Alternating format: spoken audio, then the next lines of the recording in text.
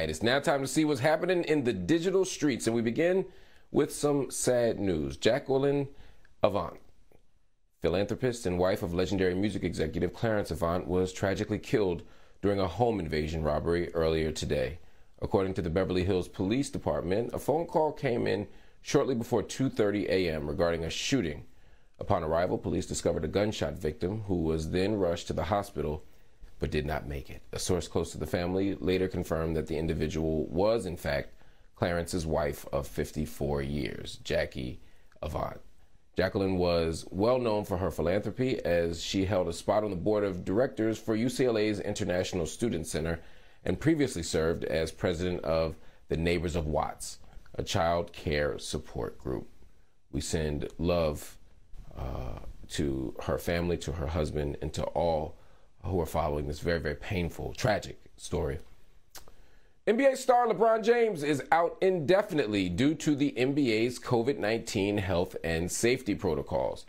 The Lakers have yet to reveal whether James tested positive for COVID-19, but he will sit out for at least 10 days unless he can return 2 negative tests in the span of 24 hours.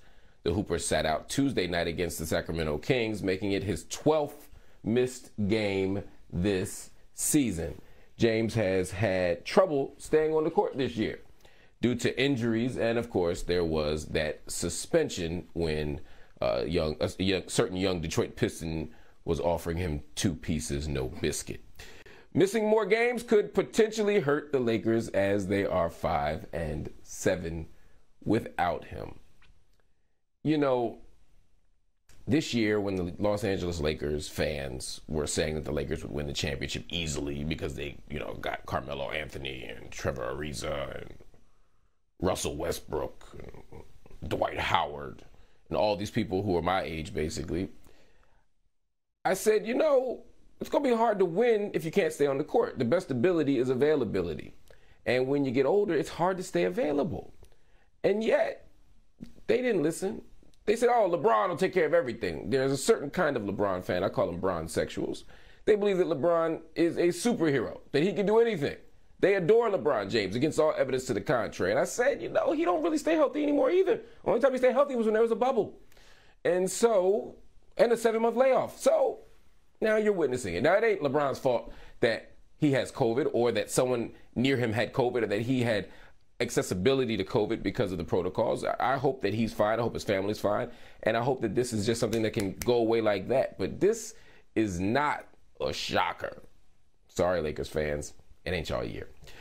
Rapper Bobby Shmurda recently revealed in a post and delete via Instagram that he has no control of when his music will be releasing.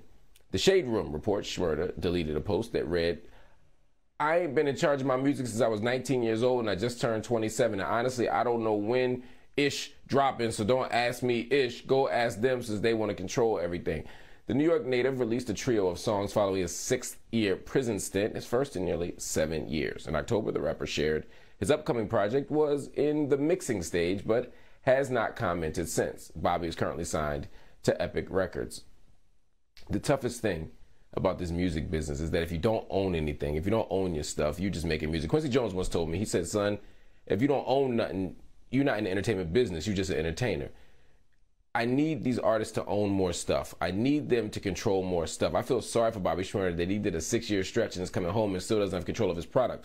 That's not a criticism of him, it's a criticism of the system that exploits people like him. So I'm hoping Shmurda's music comes out soon, and I'm hoping at the first available opportunity, he gets a chance to wrest control of his own stuff. And all them people that was yelling, free Shmurda, all them people that was shouting him out for standing tall in prison, all them people that were proud of him for what he didn't snitch about and what he didn't say, all those artists can use that money to buy him out of that deal. They can use this money to support him, to invest in him, so Shmurda don't ever have to depend on someone else to decide when his music comes out.